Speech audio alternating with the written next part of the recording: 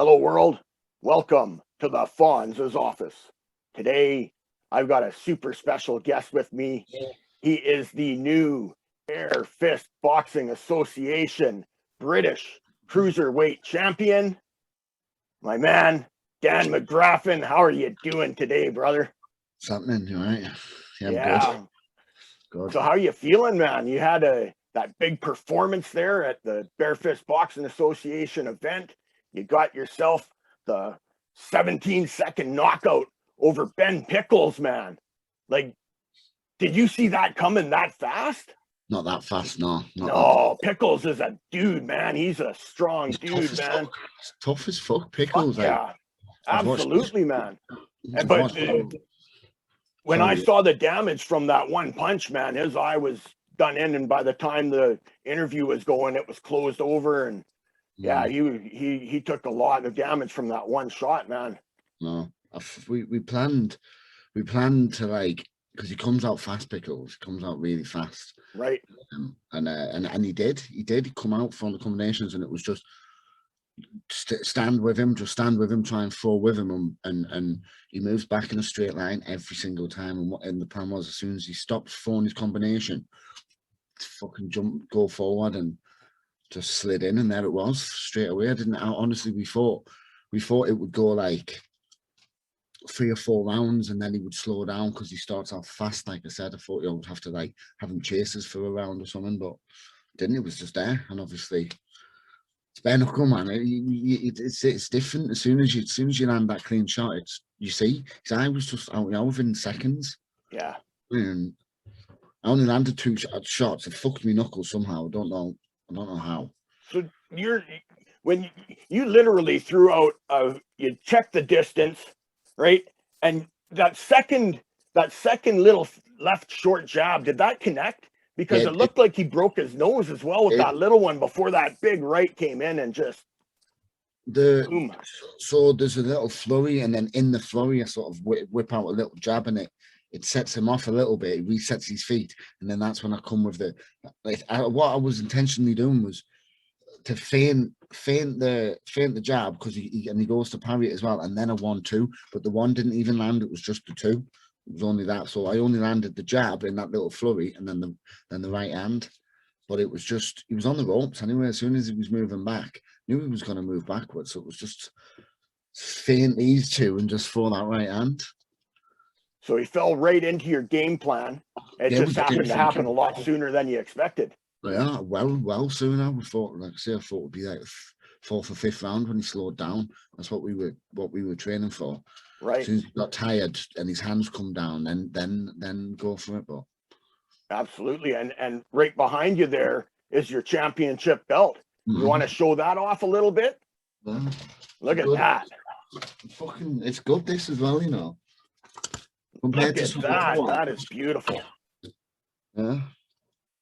So there's people coming hunting for it. Absolutely, they are. In fact, you had someone step into the ring just after your interview. David Round, he stepped in and he challenged you for that. You got the targets immediately. No, I was talking to him in the toilet just after he'd got that knockout as well. It was just before I went out. I was like, yeah. And then when he come out, they were like, "Oh, he's calling you out." I was like, "Oh, well, I just don't think if that's fights, we haven't got anything set in date. I spoke to the promoter this morning, Andrew, and we've a few names that threw about and a few dates, but I want that Darren Hendry fight. That's what I'm looking for. Obviously, if rounds next, then rounds next. But if I can get a choice, I'd rather go for that Darren Hendry fight. That Hendry fight would be one hell of a fight as well, right? Champion versus champion, British champion versus the European champion. Yeah, and he's the type of, like, I was supposed to fight him back in 2018 or 2019. It was BKTV, so. And that fell through on the week due to a hand injury of mine. Which I can probably say now. At the time, I was trying to keep it hidden, but I got into a fight down the road in the street, and I must have hit the guy's tooth. And within a day, it closed up, and was on the phone to people like Smudge, and Smudge was like, just fuck. I was lying to everyone. I didn't tell anyone that it was hip on the tooth. I was lying to everyone.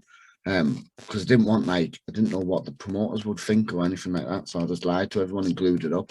And then within 2 days it had ballooned up, Wow. really, really bad. And then one of the medics was like, she come up to see it, and she says, you're gonna have to go to the hospital. You can't fight. She's like, that's gonna just travel up your arm. It was like up my wrist by this point. And then I went to the hospital. They had said I was lying to the hospital as well, saying it wasn't a tooth. And they were like, look, if you had left that 24 more hours, I could have lost my arm, apparently. Oh, geez, man. So there was no way I was fighting then. But that was not by that point. That happened fight week. That was on the week of the fight. Wow. So that fell through, and then didn't think it would ever come to light again with us being different promotions. But right. But here we're in 2021, and the world's been turned upside down. You've got you guys are both in the same promotion. Yeah, and you've got half of that promotion now on this promotion, so it's getting there. Absolutely. And now there's that opportunity, and it makes sense. He, like you said, he's the European and I'm the British, so it does make sense. Although David Round wants that fight, of course he wants that fight. Other people are going to want that fight, but what makes sense to me more is Hendry. Do you know what I mean? To me, it does make sense. Champion versus champion. But he's the type of fighter to get you up in the morning, man. Do you know what I mean? Oh, absolutely. He's the one where you do them extra sessions for. Absolutely. Well, he was in the main event for a reason, right? Yeah, mate, he's an animal, man. Oh, absolutely. And he proved it in that main event bout by winning that title. Yeah, that was another a really fast knockout in that fight as well. Well, all of his are pretty much the same, aren't they? They all end in that sort of fashion. Yeah, he's a beast, man. I don't think he'd be able to do that to me. I don't think he'd be able to just dominate me like he does everybody else. So for yourself, what would you be able to do differently than what his previous opponents have thus far? Just be it. I'm not going to talk too much about it. Do you know what I mean? I've done a camp for Darren Hendry before, and I don't, no disrespect to him, but I don't see any different to what I trained for back then. But that's no one's problem. No one's fought in years, have they now? Apart from obviously just the weekend, but apart from some of the promotions that managed to get pay-per-view shows going, they're the only ones who've got a chance to have a fight in pretty much 2 years.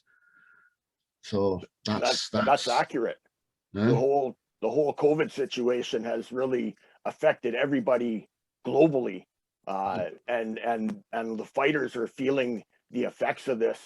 And now that we're opening up, now things are all different again in Europe than what they are over here in North America, and it's challenging to say the least. So to see Bare Fist Boxing Association progressing through this COVID times and getting themselves now on the BKTV app as well as on FITE TV, huge things in the works for Bare Fist Boxing Association. So it must be pretty cool. It must be a cool feeling holding that championship belt with their branding on it, hey? I know. Considering, like I said, no one's fought in ages, it's good for everyone to come back. But like I say, I mean, I've not really had a fight either. True. It was 15 seconds or something before he was down. Yours was a 17-second stoppage. And Darren's not gone past a round either.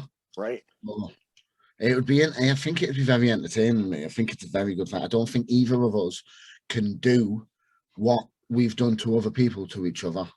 Right. Do you know what I mean? I've wiped through people. He's wiped through people. I don't think I'm wiping through him, and I don't think he's wiping through me either. No. And it'll be 5 rounds as well. It'll be 5 rounds. Yeah. You were also, but you thought the same thing with Ben Pickles, and so did a lot of us as fans. I know, even the promoter, everyone just kept saying, even my coach. I said to my coach one day, I said, the promoter thinks this is a 50-50 fight.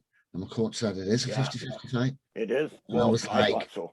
And it sort of knocked me down a peg or two. I was like, that, okay, because And I just, at first I thought I was gonna wipe through him, and then I sort of knocked me down a peg, and then I was like, right, okay, maybe this isn't as easy as I thought. So then I was really like, I was training at 1 in the morning, do you know, because of the time difference. Because of the time difference, I'm not used to staying up that late, mate. I'm a bad stoner, so I'm in bed by 9 o'clock, like pretty much every night. So staying up till that time was gonna be an effort. So for like three weeks prior to the fight, I was getting up. They were opening the gym up for us at 1 o'clock in the morning, and that, my coach, and we were getting in there and getting the work, getting the rounds in at 1 o'clock in the morning. Right, So, right. That's an interesting aspect as well, because a lot of the fans don't realize that when we're over here in North America and we watch that toe the line event, Bare Fist Boxing Association presents Toe the Line Fight Series 3. When we're watching that over here in North America, it's at our prime time. For you over there in England, you're 8 hours ahead.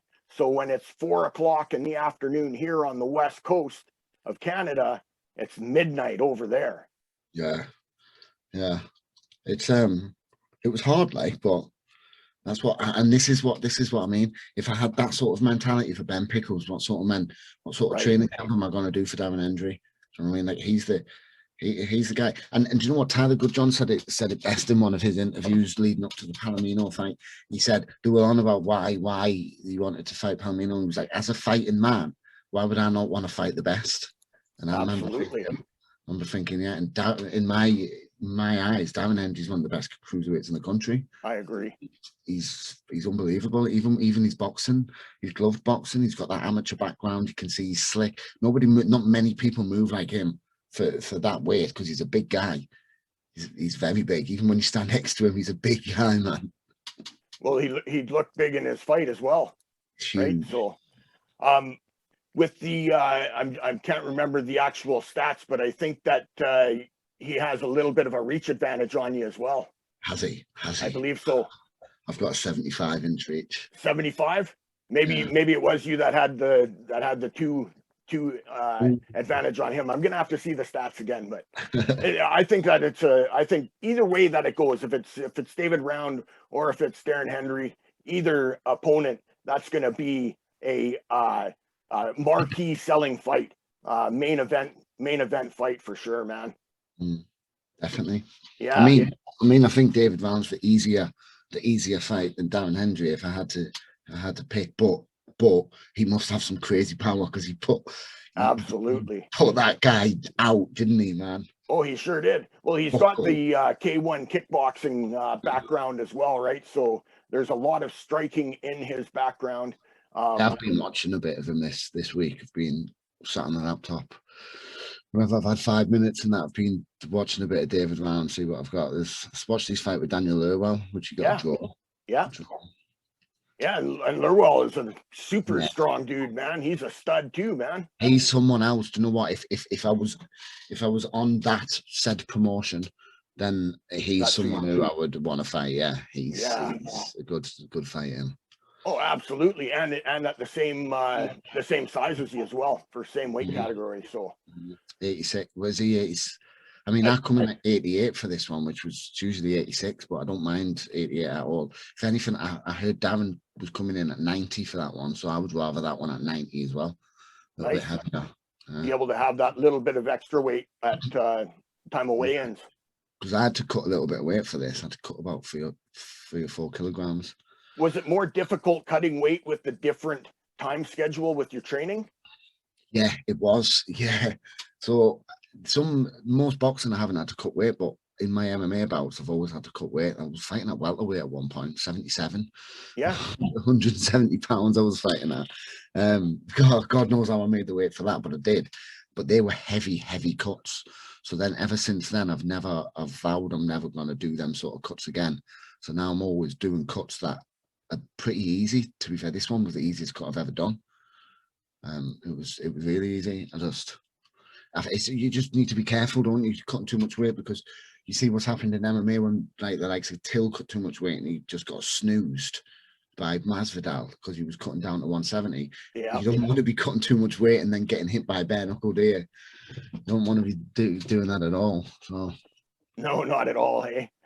I'm just not very disciplined with my food, mate. That's the problem because of the smoke. Well, I was just gonna say, does the extracurricular and the medicinal cannabis maybe influence that diet that you have? I know, so I've just sort of went up the weight classes. So yeah, Right, right. I think Darren injured himself. I've heard he broke his finger. So Yeah, I'm not certain about that myself. I can't confirm that, but yeah, I will be talking with him this weekend again. I'll ask him about that. Yeah, so that could, who knows, but I'm looking at fighting in November, the November card in Leeds, 27th of November. So the September card you won't be fighting on? No, that's like 8 weeks away. That, like, yes, it is. It would be a fast turnaround. Yeah, and if that did turn out to be down injury, I want a full camp for down. Okay. I need a full camp for down, because then if I didn't, and then something did happen, I'd be like, what? Do you know what I mean? I'd give myself excuses. Understandably. So, what do you consider a full camp? And in MMA, a lot, it's between 4 to 8 or 6 to 8 weeks. Boxing is usually 8 weeks. 12. For yourself? 12. 12 weeks? Yeah. 12 weeks, yeah. I need like them 4 weeks to, because like I say, I'm dead disciplined, and I'm always, it's not just the weed either, it's the drink and the other bits. So yeah, you got to get yourself to that professional championship mindset. And sometimes it takes me 4 weeks pre-camp, and then 8 weeks of like really hitting it. Do you know what I mean? Sure. Shed some weight and stuff. Nice. Yeah. No, that's understandable. November card, that puts that right in line for that. 12 weeks is actually this Saturday, bang on 12 weeks. So that gives me this week where I've just done nothing. Right. All, just ate. And then I'll just get back onto it next week. Excellent. Because I didn't take any damage apart from my this knuckle's a bit sore. Okay. But that's it. Not be stopping us from getting into a camp anyway. Even if I just didn't do anything with my hands for a week or two, just leave my hands for a week or two, just get back on the cardio and that. I still feel fit. I still feel like I could fight. Go again. Yeah.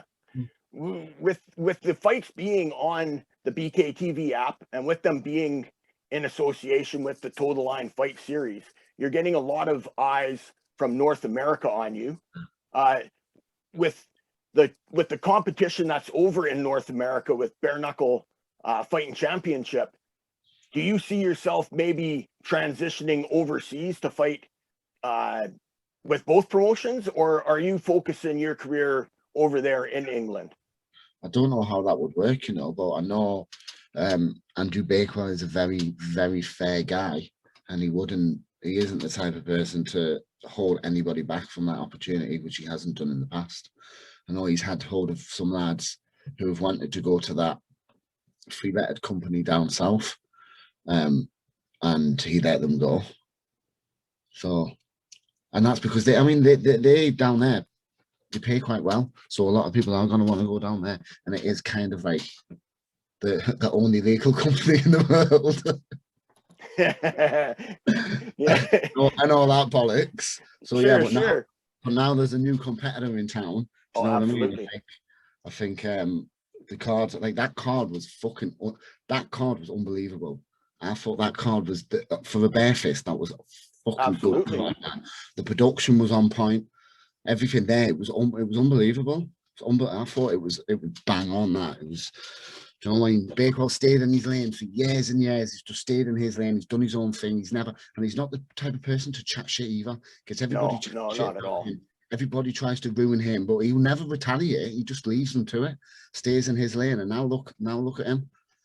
Do you know what I mean? #1 contender in the UK scene. You bet. Patience, persistence, and perseverance, my man. And that's what Andrew Bakewell has been doing. And now we're seeing the product on a global scale, and it's well deserved, I believe. If the opportunity was to arise, and for a fact he would allow any of his guys to go over to America if it come. I mean, I've been in David's inbox loads of times, fucking loads of times, trying to get a fight over there. I'd love to fight over there. That's the goal. That's the main goal. Beautiful. Never mind the titles and that. It's the main goal is to get to BKFC, fight on that stage and fight some of the best in the world over there. Yeah, absolutely. And with the Total Line Fight Series, that ultimately brings those eyes upon you. They saw something special this past weekend in your fight. They're going to see something special again the next time you step onto that Bare Fist Boxing Association's combat surface. David Feldman, Nate Shook, and gentlemen and ladies there at Bare Knuckle Fighting Championship, their eyes are on you, man. So the potential of that happening is there. When That's why me and Darren need to fight, man, because that's going to be that we're gonna showcase what nobody else has seen yet. Like, do you know what I mean? Absolutely, I agree. I've not took a clean shot yet. Touch wood. Don't take any damage at all, but I've not took a clean shot yet. In 2 fights, I had a minute and 28 seconds ring time in 2 fights. That's correct. So I need someone like Darren to test myself anyway. And sure, absolutely. Like I say, I do train hard.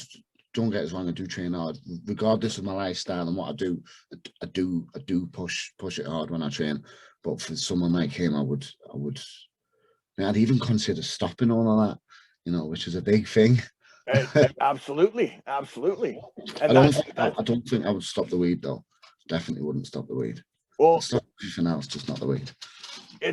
There is absolutely the medicinal components of it that it helps.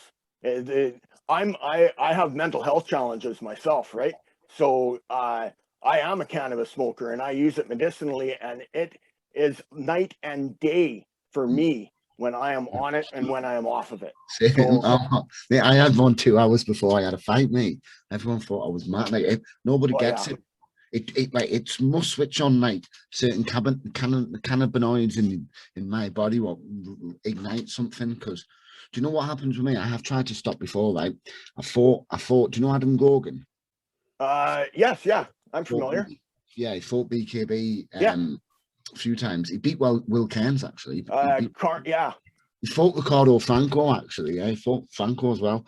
Anyway, when I fought him, I knew he was a feisty one. He had a nice left hand, so I stopped smoking weed for like quite a while, leading up to it. And me mindset switches all negative when I'm not on weed. Obviously, it's my body craving the weed and giving me all these negative thoughts, but my body starts like thinking all the worst things, what can happen in the fight. What if I get knocked out? What if I gas out? What if this happens? What if that happens? And I'm like that throughout training. But then when I smoke, it's all the other way around, so positive, and it's like what I'm gonna do to them, how I'm gonna knock them out, and I stop visualizing what I'm gonna do and stuff like that, and that's what this does, something positive, ignites something positive in my body. And when I don't have it, my body feels negative. It's weird. I can't explain it. You don't even have to explain it to me. I understand that fully, and what you were saying strikes home with me. Absolutely. It's like water to me, this. I try to tell myself I don't answer messages in the morning unless I've had a joint. Otherwise, you'd be getting a very blunt me. Do you know what I mean? I do. I'm quite feisty sometimes, so I have to like have a joint before I deal with anything like that. Even Bakewell, even me and Andrew Bakewell, one of the nicest guys ever. I had a right go at him once when I tried to stop smoking weed. He just blocked us. I think it's just I'm not dealing with that. I should just blocked us. Well, he's got an amazing way of dealing with the negativity that does come his way, and you touched on it from an outside source and now from a personal source as well. And just says, really fuck him, doesn't he? Fuck him. He goes, whatever, fuck him. Yeah. Just allows it to happen. He doesn't even want to retaliate. He's not asked, does he? No, but what good does that really do ever? Yeah, you're right. I know. Yeah. That is right. But it's in that sort of moment.